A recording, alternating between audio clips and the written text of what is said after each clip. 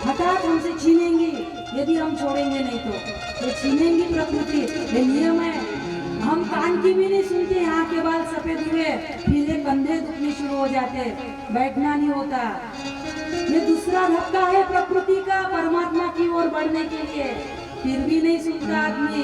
फिर तीसरा कमर पीठ दिखना शुरू होती, फिर घुटने, चला धीरे धीरे, आखिर सुनता ही नहीं इंसान, बिल्कुल चालू। और जब 59 तक भी हम सुनते नहीं ना, 59 और 60, उसके बाद में क्या आता? 61 आता है ना, 61, 62। अब इसमें क्या आता? 60, 60, 60, यानी अब बुद्धि सठी आ गई। 61 भी नहीं सुना। भगवान ने देखो शब्दों में भी कितना जो शब्द बनाए हैं, जो अंक के भी शब्द है उसमें भी तो कितना उपदेश है। 61, 62, 63, 60, सठिया गई बुद्धि। अब नहीं सुधरे तो कब सुधरेंगे? अभी नहीं तो कभी नहीं, और यहाँ नहीं तो कहीं नहीं। कब सुधरेंगे अब? इसीलिए ये और बुढ़ापा आना मृत्यु का परिचायक होता है। बुढ़ापा आना, अब मृत्यु कभी भी दस्तक दे सकती है। इसलिए उसके वैसे भी इस धरा पे सब धरा का धरा रह जाएगा। इस धरा का, इसी धरा पे सब धरा का धरा रह जाएगा। इसलिए वो बने जब तक कि हम स्वयं छोड़ने का प्रयास करें, नहीं छोड़ेंगे। आपने सुना होगा जब सिकंदर गया था तब दोनों हाथ खाली थे ना उसके। उसने बोला था अपने रानियों से, मंत्रियों से, जब भी मैं इस संसार से जाऊं मेरे दोनों हाथ बाहर निकाल के रखना, ताकि दुनिया सीख ले मैंने इतना कमाया, इतना जमाया, लेकिन हाथ में कुछ नहीं लिया। खूब कमाओ दुनिया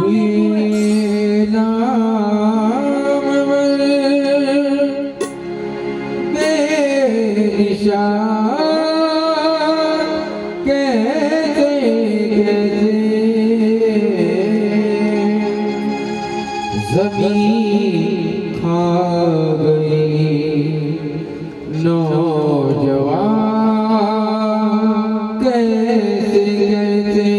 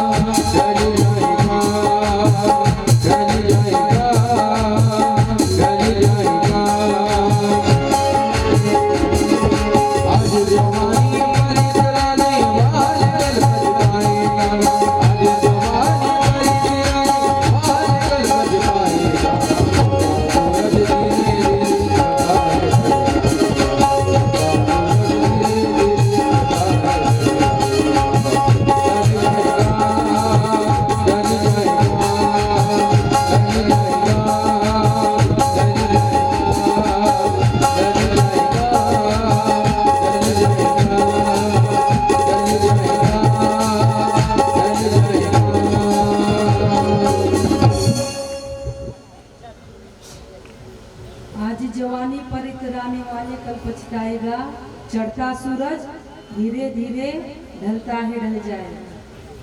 इसलिए बुढ़ापा आना ये मृत्यु का परिचायक है, और मृत्यु आए उसके पूर्व, उससे पहले हमारा जीवन राम राज्य में परिणत हो जाए। हमारी बची जितनी भी जिंदगी है, हमारे हृदय सिंहासन पर राम आकर विराजमान हो जाए।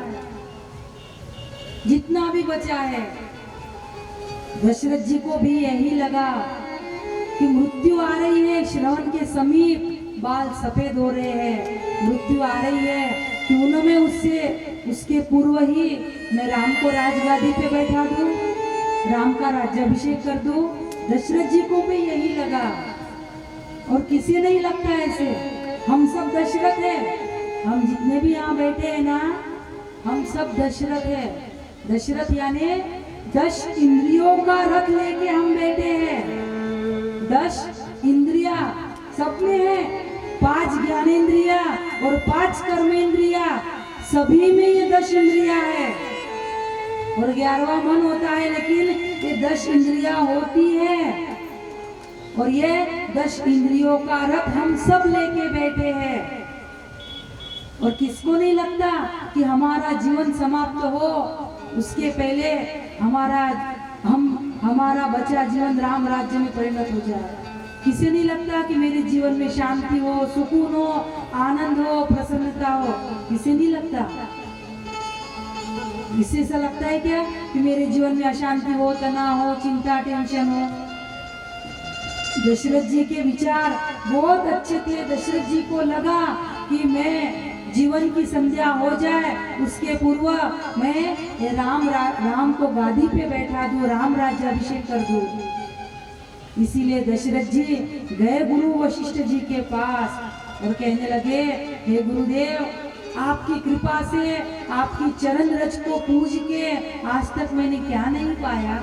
आज तक सब कुछ पाया, सारी सुख समृद्धि, सारा ऐश्वर्य, सारा धन वैभव संपदा, सब कुछ प्राप्त हुआ।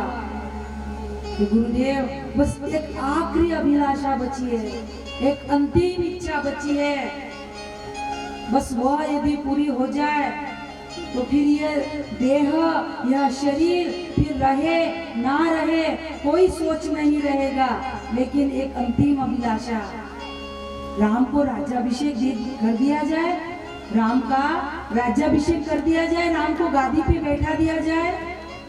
वशिष्ठ जी ने अपने गुरु के समक्ष अपनी इच्छा प्रकट की, और जैसे ही वशिष्ठ जी ने सुना कि दशरथ जी राम को राजा बनाना चाहते हैं, वशिष्ठ जी बड़े प्रसन्न हुए, बड़े मन ही मन बहुत प्रसन्न हुए।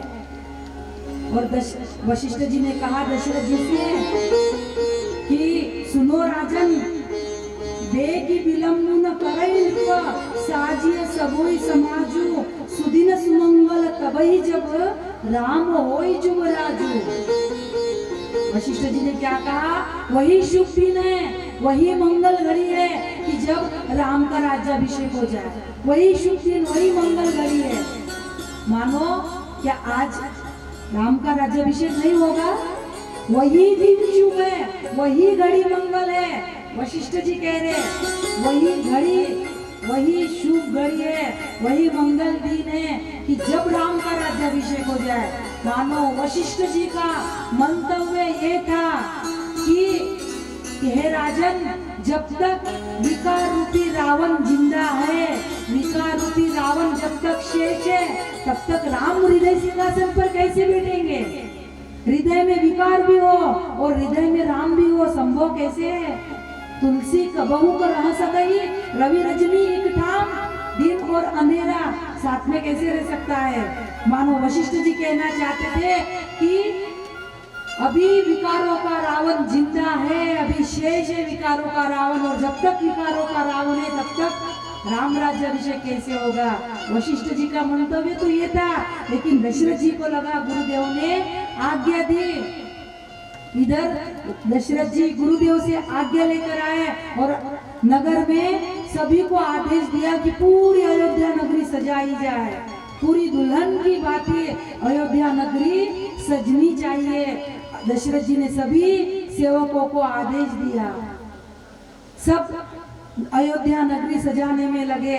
इधर वशिष्ठ जी महाराज राम जी को राज्याभिषेक होने के पूर्व कुछ उपदेश दिया जाता है। वशिष्ठ जी राम जी को उपदेश देने के लिए गए और कहते हैं कि इधर तो अयोध्या नगरी सज रही थी, अवध वासियों को बड़ा आनंद था कि सब कहने लगे सकल कहाई कब हो हई काली। सबको ऐसा लग रहा कि कल कब आएगा, कल कब आएगा। लेकिन इधर सारे देवता विघ्न मना रहे थे। विघ्न मना वही देव कुचाली, सारे देवता विघ्न मना रहे थे। अयोध्या में सबको लग रहा था कि कल कब आएगा और देवता सारे विघ्न मना रहे थे। क्यों? क्योंकि देवताओं को अवध के बधावे नहीं सुहा रहे थे। अयोध्या नगरी जो सज रही थी वो नहीं सुहा रहे थे, क्योंकि सारे देवताओं को लग रहा था कि राम गादी पे नहीं बैठे, राम वनवास जाए। सारे देवताओं को लग रहा था, इसीलिए सारे देवता आए माता सरस्वती के पास और कहने लगे, हे देवी, हमारे ऊपर बहुत बड़ी विपत्ति है। राम यदि गादी पे बैठ गए तो रावण को कौन मारेगा? इसीलिए आप ऐसा कुछ कीजिए कि राम राज गादी पे न बैठते हुए वन की यात्रा की ओर निकल जाए। सारे देवताओं ने सरस्वती से प्रार्थना की, विपत्ति हमारी बिलो की बड़ू, मातु करे सोई आजू, रामू जाहि बन राज तजी, होई सकल सुर काजू। राम गादी का त्याग करके वन में जाए, तभी हमारे देवताओं का कार्य हो सकता है।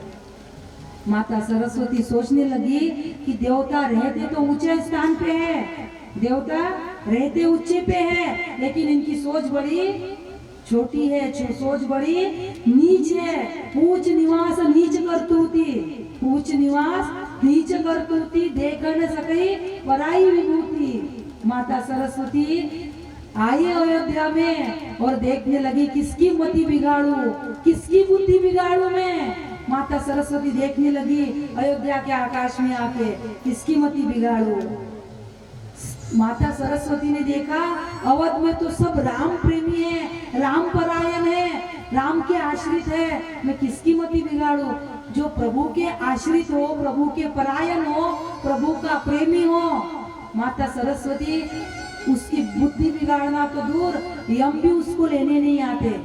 जो प्रभु के आश्रित जीता है, यमदूत भी उसे लेने नहीं आते, उसकी चर्चा भी नहीं करते।